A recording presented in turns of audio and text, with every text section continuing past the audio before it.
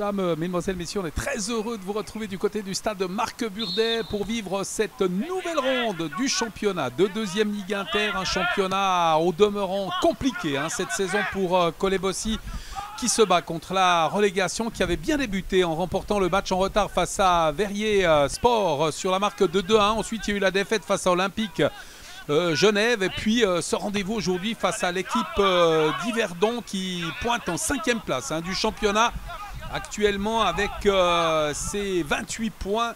Colebosi est juste en dessus de la barre, il devance Verrier Sport, le CS italien et Prince Nanda avant ce rendez-vous bien évidemment très important à la maison pour les Colésiens, les hommes d'Yves Miaville qui se doivent de réaliser un bon résultat dans la perspective, et on l'a déjà dit, de la lutte pour son maintien en deuxième Ligue Inter. C'est contrôlé à la limite du rond central, c'est bien joué, on résiste à la charge, mais ballon récupéré tout de même par les Colésiens avec Senez. Senez de décalage, c'est bien vu avec Ayete, le centre d'Ayete, second poteau, le tir, ouais, ça va être sauvé. Sur la ligne, une occasion pour Kiedi Olemi là, de venir inscrire la première réussite de la partie. C'était rondement bien mené là par les Colésiens, notamment avec la récupération de Senez, et puis Ayete qui a centré, qui a trouvé Arnaud Kiedi Olemi, et ce dernier alors qui a manqué de puissance dans son tir, un ballon qui est venu tout proche de la ligne de but et sauvé in extremis par Mahamat Mainta Thiam, qui a pu éviter l'ouverture du score à son équipe. On vit la 4e minute de cette rencontre.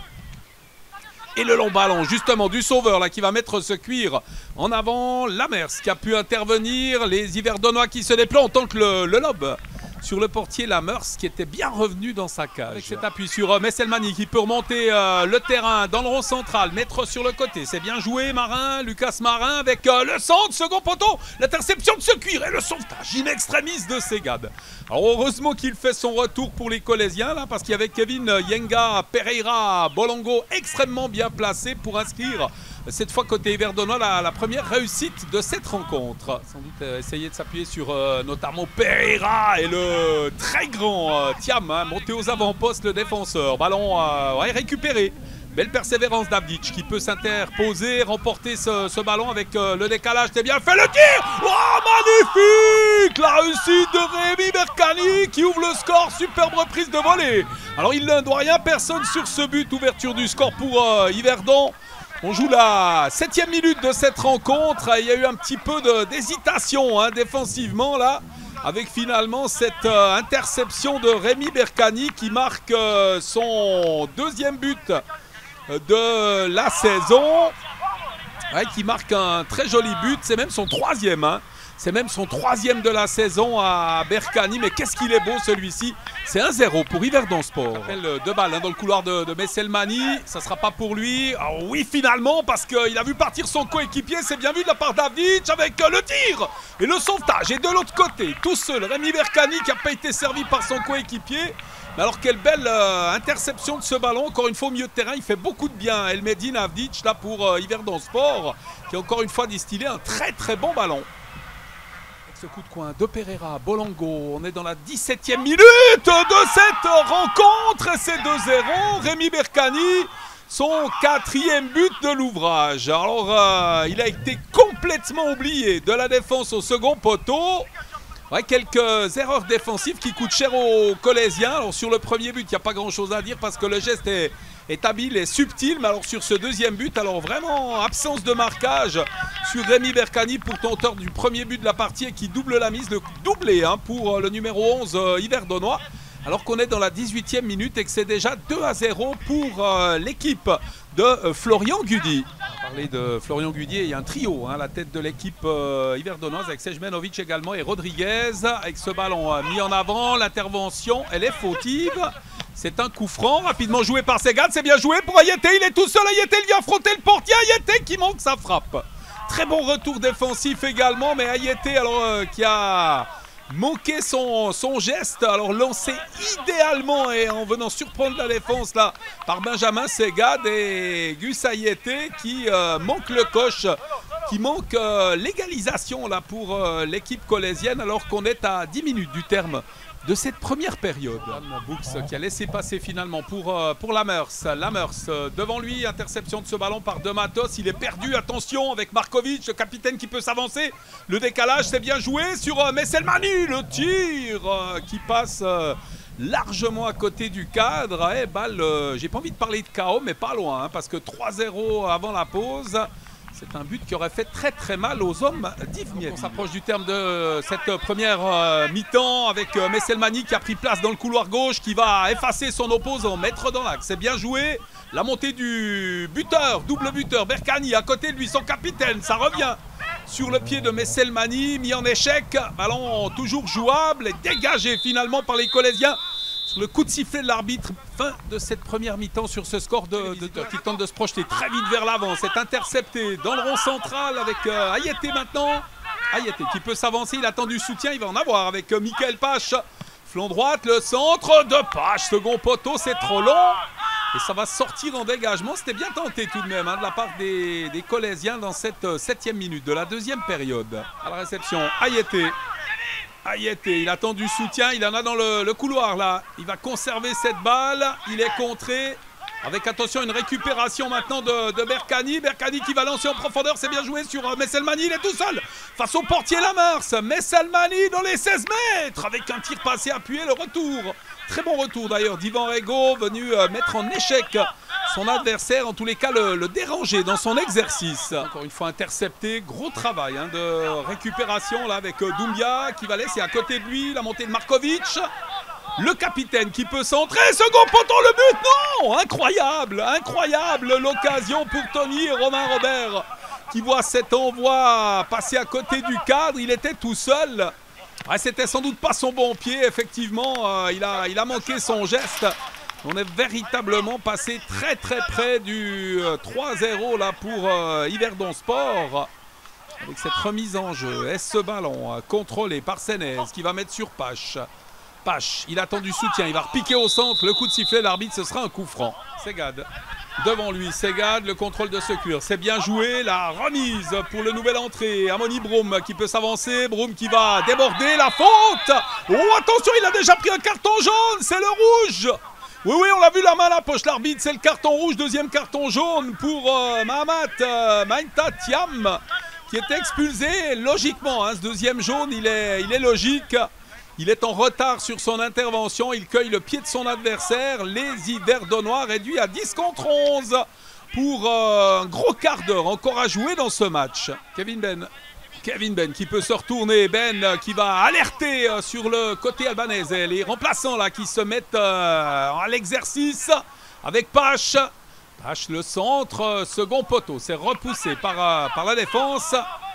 Et les Yverdonois qui vont pouvoir repartir, ils le font avec Pereira. Bolango, la relance, le service et ballon perdu maintenant. Segad, c'est bien fait le travail de Segad qui va contrôler ce ballon, le mettre en avant. Un cuir repoussé par les adversaires, mais contrôlé une nouvelle fois maintenant par les Colossiens avec Michael Pache. Une nouvelle fois dans ce couloir droite. Un ballon mis au second poteau et Kerouédan qui manque de lucidité dans ce dernier geste. Il est un peu court hein, pour faire la tête plongeante et ce ballon qui passe à côté. Devant, encore une fois avec le compte sur Kerouédan. Ballon intercepté par les Yverdonois. Albanese qui fait le travail, qui va parvenir à récupérer. Albanese service, c'est bien joué. Il a du soutien de l'autre côté. Le service est très bien joué. Avec Broum la récupération. Et un ballon qui a été contré. Finalement, un ballon facile pour Mirko Mazzeo qui peut s'emparer de ce cuir et devant le Benezet sans saisir pour le dégager. On est à 6 minutes du terme de la partie. Ça va repartir depuis l'arrière avec un cuir mis dans l'axe, mais c'est une passe imprécise. Elle va peut-être profiter aux Yverdonois qui peuvent repartir. On fait tourner une touche de balle. C'est très bien joué ce ballon mis sur le pied de Pereira. Bolongo qui va venir affronter le portier. Ouais, prendre à revers la défense et notamment le retour de Turner hein, qui était venu défendre avec ses coéquipiers. La feinte de Pereira Bolongo. Finalement, ce ballon qui a été contré. Avec le dégagement de Lamers. Encore 4 minutes à jouer dans la rencontre. Avec cette déviation de la tête, Albanese qui va hériter de ce ballon, c'est bien joué. Albanese face au portier qui va servir Kerouédan toute seule de l'autre côté, qui manque la cible, c'est pas possible. Oh, c'est pas possible de louper pareille occasion là dans cette 41e minute de la deuxième mi-temps. Ouais, c'est typiquement le genre d'action qui aurait pu permettre à l'équipe colaisienne véritablement de se relancer. Finalement, la Meurs qui va se charger de ce coup franc. Encore 180 secondes à jouer dans cette partie. 2-0 pour Yverdon Sport. Ce doublé signé Bercani avec un ballon repoussé. Oh, superbe! Alors typiquement le même but que tout à l'heure, Rémi Bercani, une superbe reprise de volée qui est venue se loger sous la transversale. Ouais, le geste est habile, est intelligent et surtout très important puisqu'on est à 2 minutes 30 de la fin de cette... Mettre ce ballon en avant, chercher des solutions en se projetant notamment avec Albanese là sur le flanc droit. Ce ballon contrôlé par Albanese qui va revenir dans l'axe du terrain, qui remet de manière peu habile à son coéquipier. On ne s'est pas entendu là avec Turner. Et ce ballon finalement capté par Mirko Mazzeo qui va pouvoir dégager. On est dans la 51e minute, cette deuxième mi-temps. On est rentré dans la 7e minute du temps additionnel de cette seconde période. Et ce sera bien évidemment en cas de succès, un succès important pour Yverdon Sport pour garder le contact avec la tête du championnat, les premières places. Pourquoi pas aller chercher la promotion. Avec le dégagement du portier Mazzeo, c'est terminé, le succès 2-1 et les Yverdonnais ont souffert dans les derniers instants après l'expulsion de Thiam. Et cette victoire 2-1 finalement avec les regrets pour Kerouédan notamment qui aura manqué le cadre quelques instants avant de voir Broum réduire le score, permettra à Kolebossi d'y croire. Un Kolebossi qui s'incline 2-1, qui jouera le prochain match face à un des ténors du championnat, Lancy. Ce sera en déplacement samedi à 17 h. Dans le même temps, Yverdon découdra avec UGS. Ouais, une défaite, j'ai envie de dire, les matchs se suivent et se ressemblent un peu. On avait à cœur de gagner pour une fois sur notre terrain. On savait que ça allait être une équipe pas facile, avec beaucoup de jeunes, beaucoup de vivacité en face. Je pense qu'on n'a pas fait un si mauvais match que ça. Malheureusement, eux, ils nous tuent sur 2 actions. Nous, on a pas mal d'actions devant le but où on loupe. Et puis, je pense que c'est là-dessus que ça s'est fait la différence. Pour cette deuxième partie de saison, j'imagine que c'est opération maintien maintenant, plus que jamais. Ouais, bah, plus que jamais. Là, on est clairement dedans, là, à fond. On savait que de toute façon aujourd'hui ça va être un match compliqué, c'est pas forcément sur ce match où on espérait gratter des points. Même chose la semaine prochaine contre Lancy, mais voilà, on va jouer des adversaires directs pour le maintien et c'est là-dessus il faudra être encore plus tueur, encore plus des chiens sur le terrain et puis essayer de gratter les points là où on peut, quoi. Puis on a vu en deuxième mi-temps l'équipe adverse d'Yverdon réduite à 10 et là vous avez pu vous exprimer un peu plus au niveau offensivement. Vous avez failli égaliser tout simplement. Ouais, bah, on savait qu'à 2-0 à la mi-temps on n'avait plus rien à perdre, donc on s'est dit qu'on allait les chercher un tout petit peu plus haut. C'est vrai que le carton rouge nous a aidé un tout petit peu parce qu'on avait du coup un tout petit peu plus d'espace.